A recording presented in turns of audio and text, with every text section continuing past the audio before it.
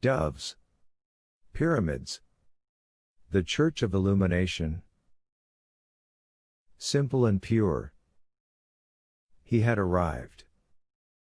Directly in front of him, framed in the opening of the balcony, stood the assassin.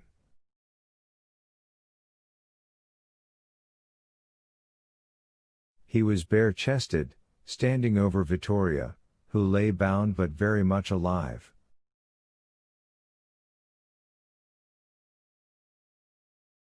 Langdon felt a wave of relief to see her.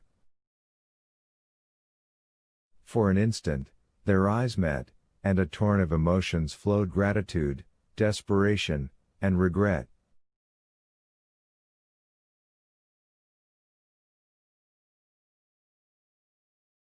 "So we meet yet again," the assassin said. He looked at the bar in Langdon's hand and laughed out loud. "And this time you come for me with that?"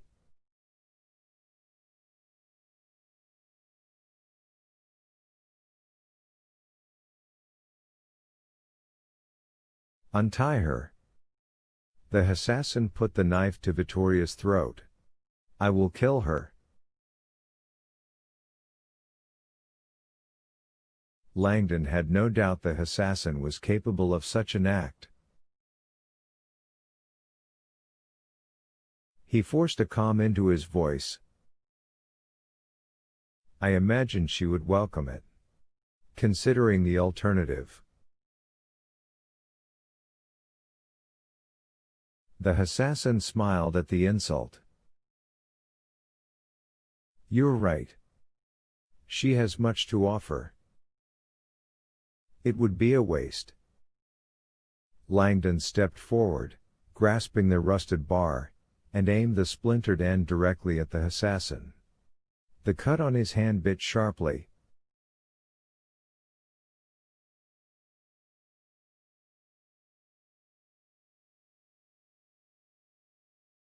"Let her go."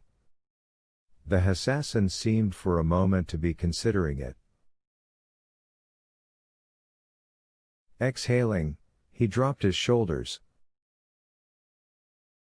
It was a clear motion of surrender, and yet at that exact instant the assassin's arm seemed to accelerate unexpectedly.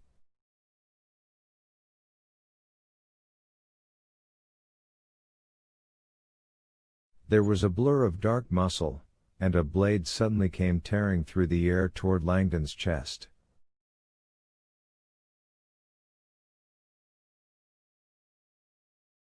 Whether it was instinct or exhaustion that buckled Langdon's knees at that moment, he didn't know, but the knife sailed past his left ear and clattered to the floor behind him.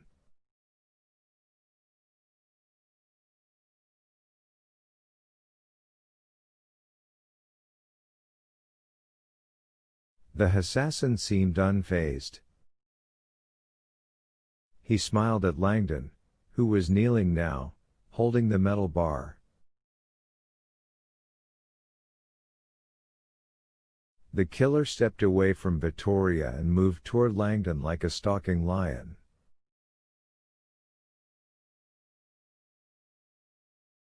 As Langdon scrambled to his feet, lifting the bar again, his wet turtleneck and pants felt suddenly more restrictive.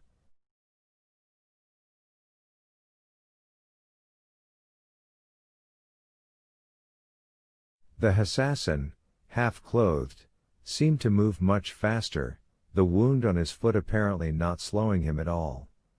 Langdon sensed this was a man accustomed to pain.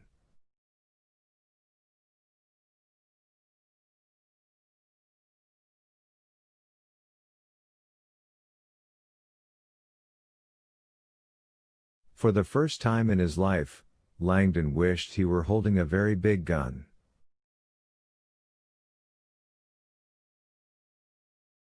The assassin circled slowly, as if enjoying himself, always just out of reach, moving toward the knife on the floor.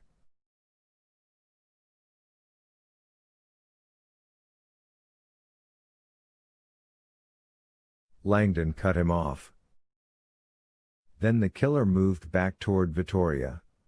Again Langdon cut him off.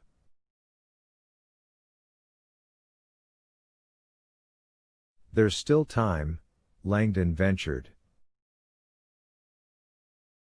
Tell me where the canister is. The Vatican will pay more than the Illuminati ever could.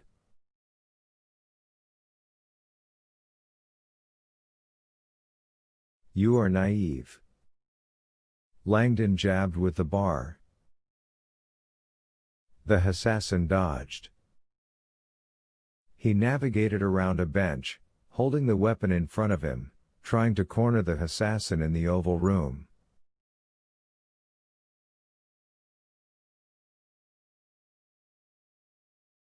This damn room has no corners. Oddly, the assassin did not seem interested in attacking or fleeing.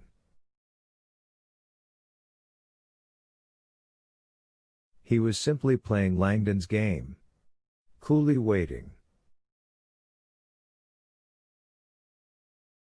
Waiting for what?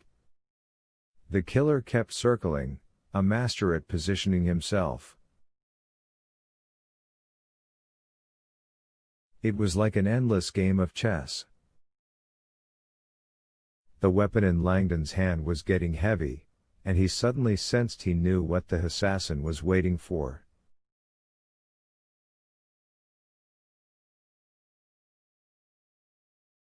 He's tiring me out.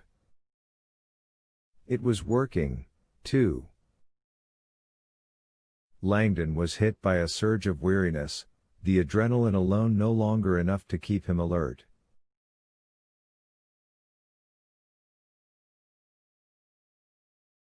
He knew he had to make a move. The assassin seemed to read Langdon's mind, shifting again, as if intentionally leading Langdon toward a table in the middle of the room.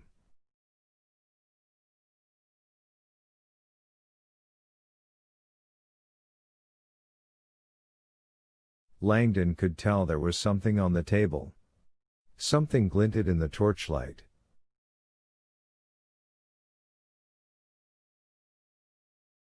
A weapon? Langdon kept his eyes focused on the assassin and maneuvered himself closer to the table.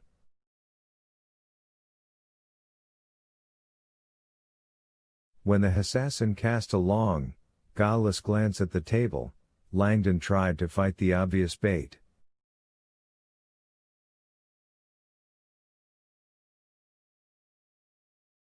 But instinct overruled. He stole a glance. The damage was done.